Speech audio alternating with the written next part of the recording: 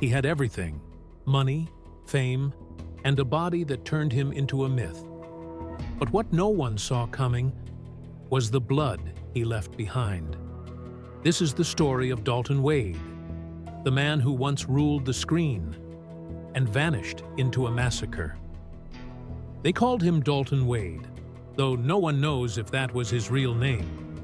He came out of nowhere, tall, charming, and always smiling like he had a secret. And maybe he did. In the 1970s, Wade became a phenomenon in the adult film world, starring in dozens of grainy reels passed from one velvet-curtained theater to the next. But it wasn't just his on-screen persona that had people talking. It was the legend, whispered in every back room, every club, every magazine.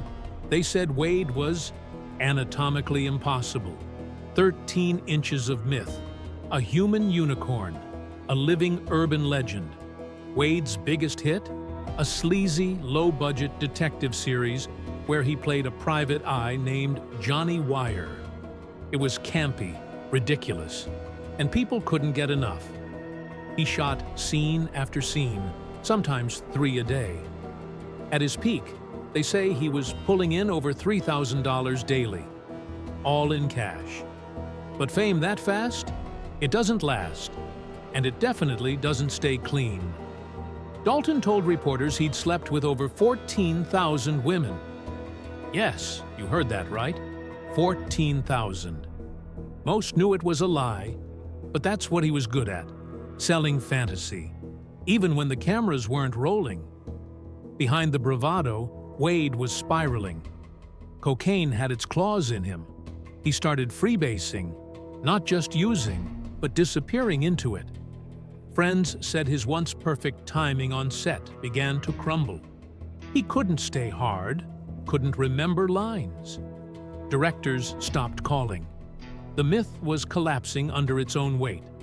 By the end of the decade, Wade was a shadow. No longer a star, just another user in the Hollywood gutter. He started selling coke to pay for more coke. Started prostituting himself. Men, women, it didn't matter. He was desperate, dangerous. The industry moved on, but the underworld, it welcomed him. That's when he met Vico Nasher, a ruthless nightclub mogul with ties to nearly every drug deal on the Sunset Strip. And the Ashwood crew, a gang of burnt-out junkies who ruled a crumbling row house in Laurel Canyon like it was a kingdom of chaos. Wade found himself between them, strung out and desperate, feeding each side just enough information to survive. But that kind of game, it always ends badly. This isn't just a story about sex, drugs, and fame. It's about betrayal, brutal murder, and a mystery that has never been solved. What happened in that row house on Ashwood Lane shocked the city. And at the center of it all stood Dalton Wade. Dalton Wade once walked into rooms like a god. But by the early 1980s, the rooms got smaller, the applause stopped, and the faces around him stopped smiling. Addiction had stripped him down to bone and paranoia. He wasn't just using anymore. He was living for the next hit. Cocaine wasn't a luxury, it was oxygen. And freebasing? That became his religion. Every dollar he earned, every favor he pulled, was for another hit. His $3,000 a day lifestyle? Gone, spent, burned into smoke and ash. Directors who once begged for him now refused to take his calls. His body, once envied, now twitched with withdrawals. He couldn't stay hard, couldn't stay clean, couldn't stay out of his own way. But LA doesn't forget its fallen. It recycles them into something darker.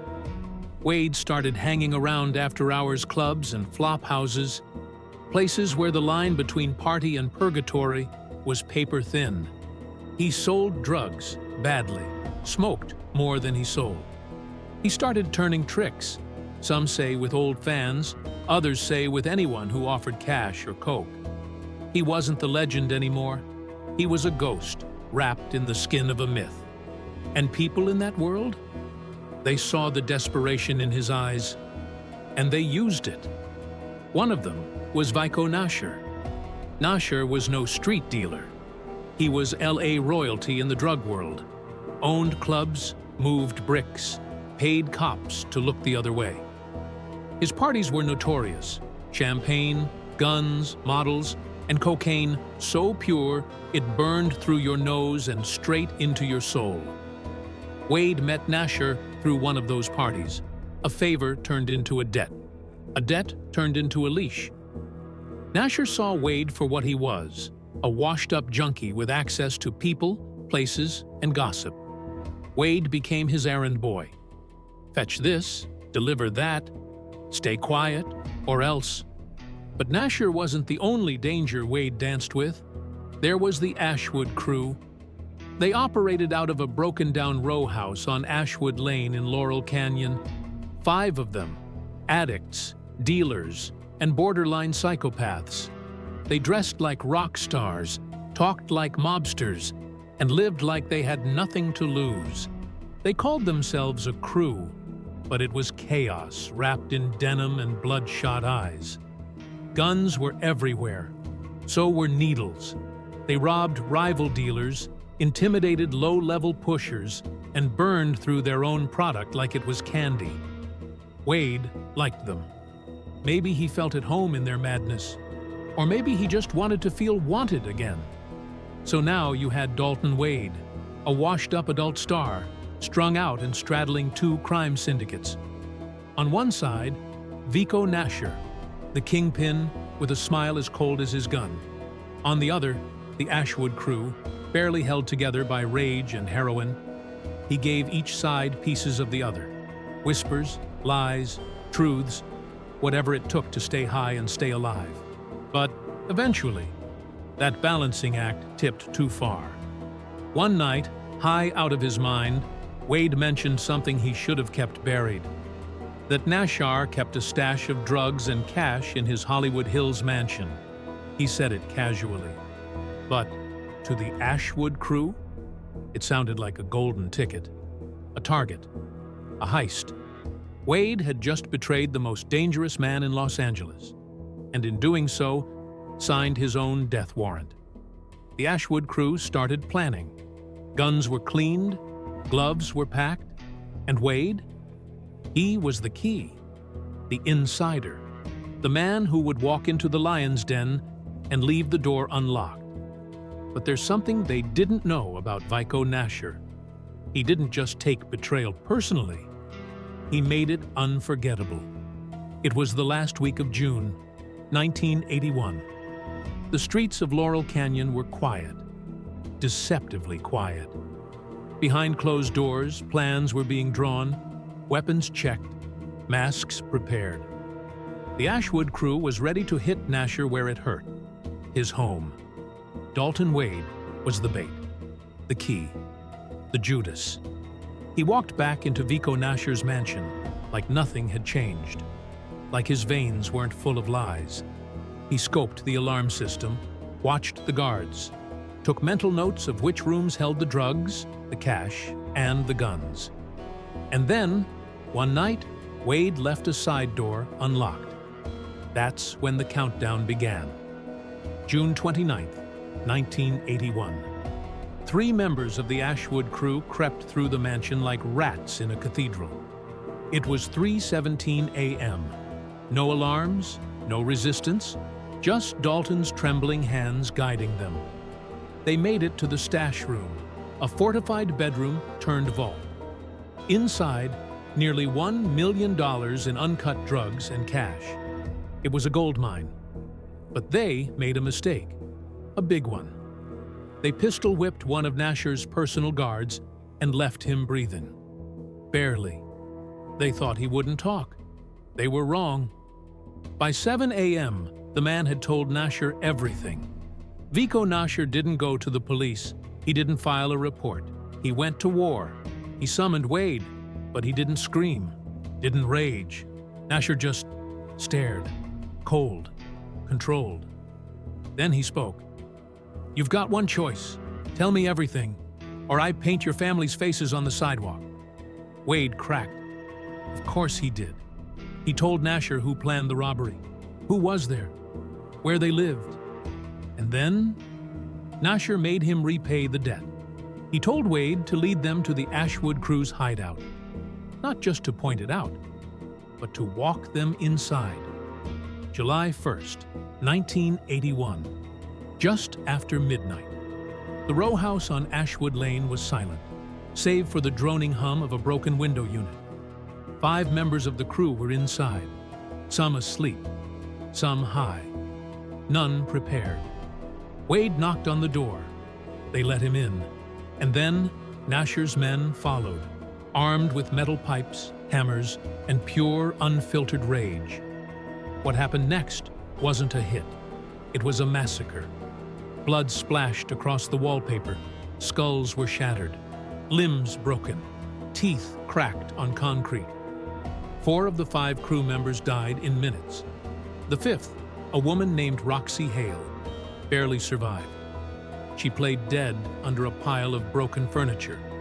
She would later say she saw Wade standing in the hallway, frozen, not helping, not stopping it, just watching. When police finally arrived at the house, they stepped into a scene straight out of a nightmare. Blood had dried on the walls. Brains smeared across the tile. One officer said it was like walking into hell with the lights still on. But there was something else. Something that made the case explode. Above the headboard of one of the victims, investigators found a bloody palm print.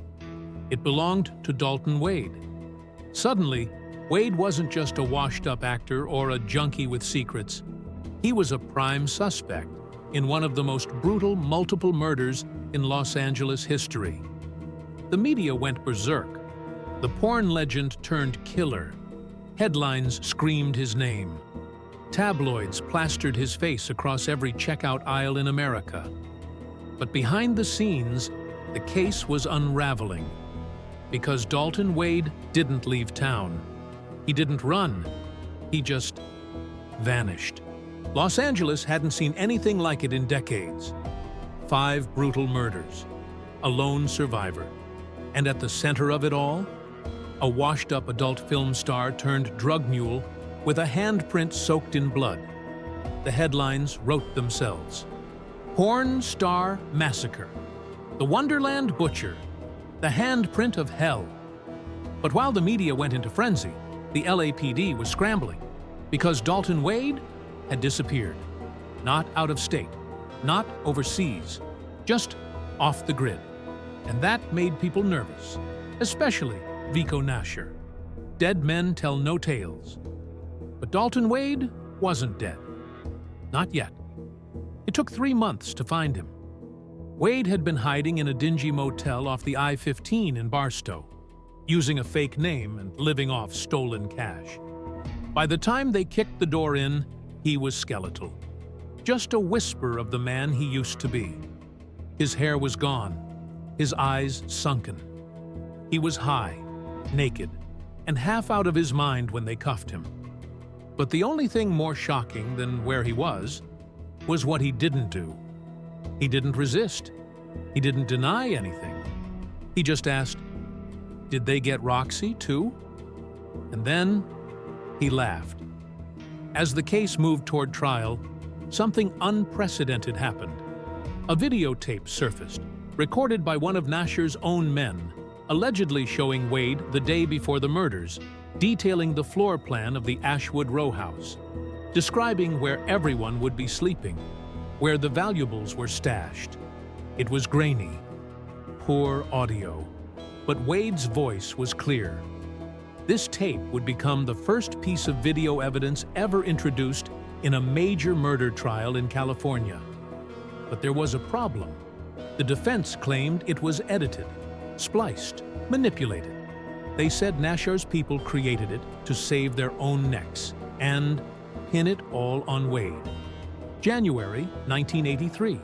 The People vs. Dalton Wade. 3 weeks. A packed courtroom. Cameras lined the back wall. Former co-stars, directors, and even drug dealers took the stand. Some painted Wade as a helpless addict manipulated by a powerful kingpin. Others swore he was the mastermind, that he resented the Ashwood crew and wanted them gone. The prosecution had the palm print, the video, the motive. But the defense? They had chaos. They called the tape a setup. They shredded the crime scene timeline. They said Roxy Hale's testimony was unreliable, trauma distorted, that Wade didn't kill anyone, but was forced to watch. And in a moment, that would define the case. Wade himself took the stand. Dalton sat under the glaring lights, barely able to hold eye contact. He looked like a ghost, haunted and ashamed. He told the jury about his fall, the drugs, the blackmail, how Nasher threatened to kill his sister, how he begged the Ashwood crew not to go through with the robbery, but they laughed in his face. Then he said something that silenced the courtroom. "I didn't swing the pipe, but I didn't stop it either. I opened the door. I watched them die. That's the truth." Some jurors wept. Others stared straight ahead, unmoved. But the damage was done. After 3 days of deliberation, the jury returned. Dalton Wade was found not guilty on all 4 counts of first-degree murder. The video, they said, wasn't enough. The bloodstain? Circumstantial. The testimony? Inconclusive. Wade walked out of court a free man, but he wasn't free. Not really. His career was over. Hollywood wanted nothing to do with him. The adult film industry blacklisted him. Even the underground crowd kept its distance. And Vico Nasher? He vanished, rumored to have fled to South America. Others believe he was killed, execution style, by rivals in Vegas. The Ashwood Massacre officially became an unsolved case, but everyone knew the truth. They just couldn't prove it. The trial was over. The cameras stopped flashing. The reporters moved on. The world forgot. But Dalton Wade, he couldn't forget. He lived in the shadows, cut off from the industry that once worshipped him, rejected by a city that once called him a legend. He was still alive, but it was a slow death.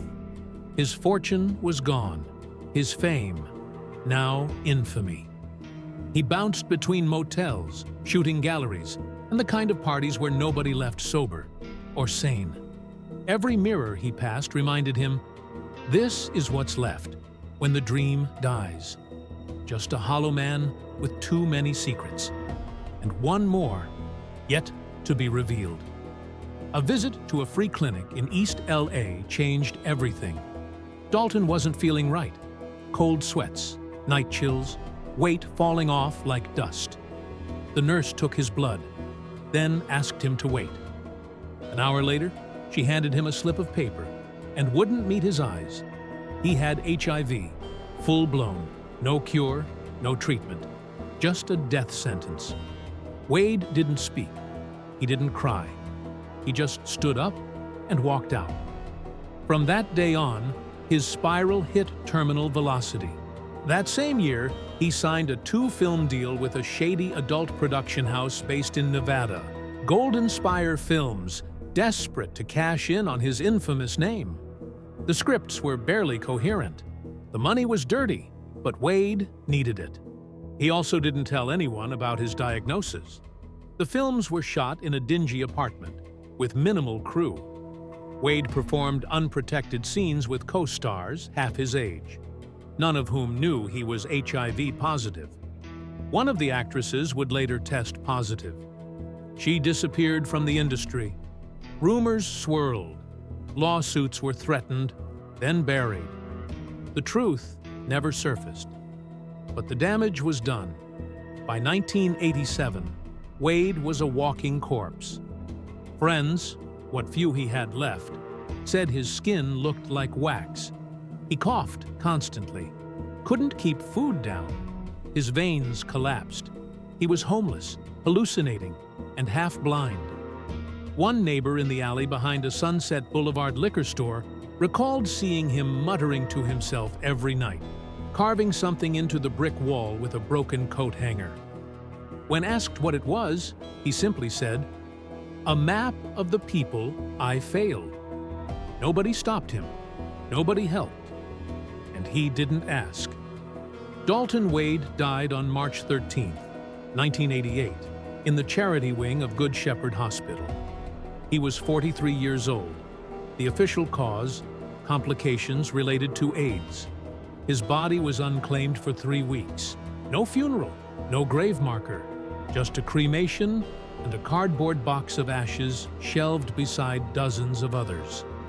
In the end, the man who once stood as the most notorious face of a generation disappeared like smoke.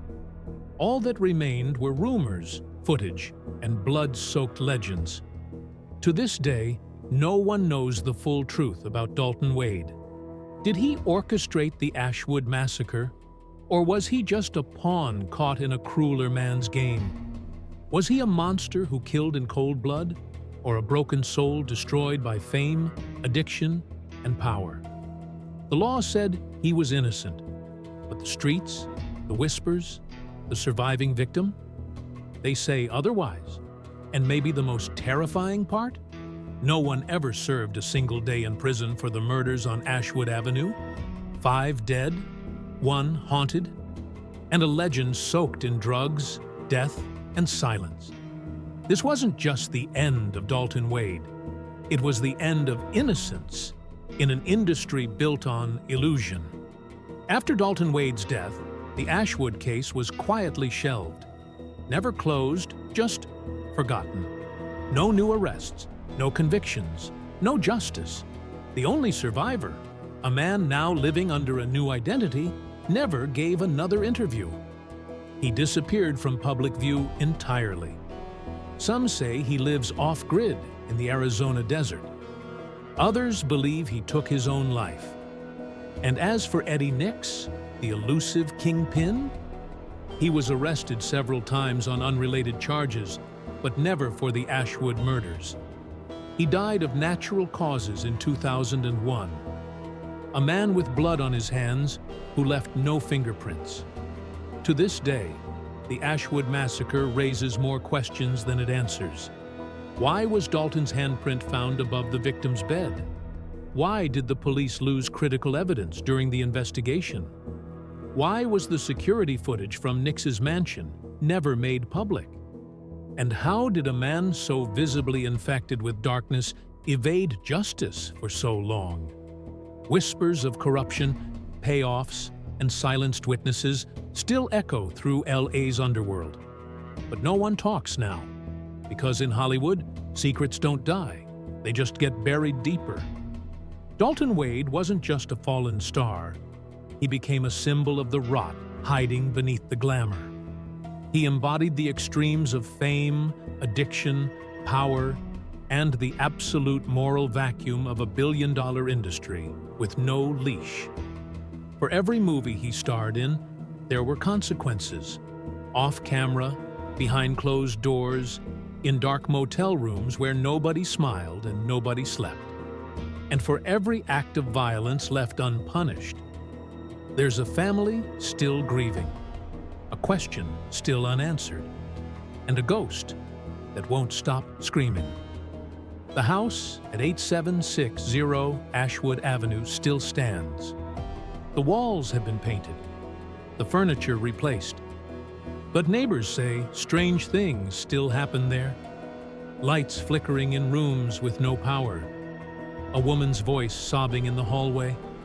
Shadows that crawl against the walls after midnight. Real estate agents can't sell it. Tenants never stay long. One man who rented the property in 2003 vanished without a trace. His keys still in the door, his dinner still hot on the table. The legend lives on, a monument to something unspeakable. What happened on Ashwood Avenue wasn't just a massacre, it was a message. That fame is a double-edged blade. That the people we idolize can wear masks darker than we imagine. And that sometimes, the real horror isn't what's hiding in the shadows. It's what we choose to ignore in the light. Dalton Wade became a legend. But behind every legend is a trail of bodies, broken minds, and secrets the earth refuses to keep buried. If this story disturbed you, good. It should, because the Ashwood Massacre remains unsolved. The victims remain nameless to most, and the darkness behind the lights of Hollywood, it's still alive. So ask questions, share their names, demand answers. And if you want more stories like this, real crimes, real mysteries, real monsters behind fake smiles, then subscribe to this channel, turn on notifications, and share this video with someone who thinks legends are always heroes. Here, we don't chase fame. We chase the truth. Because the dead deserve better. And the living? They need to know what's out there. Stay aware, stay alive, and never look away.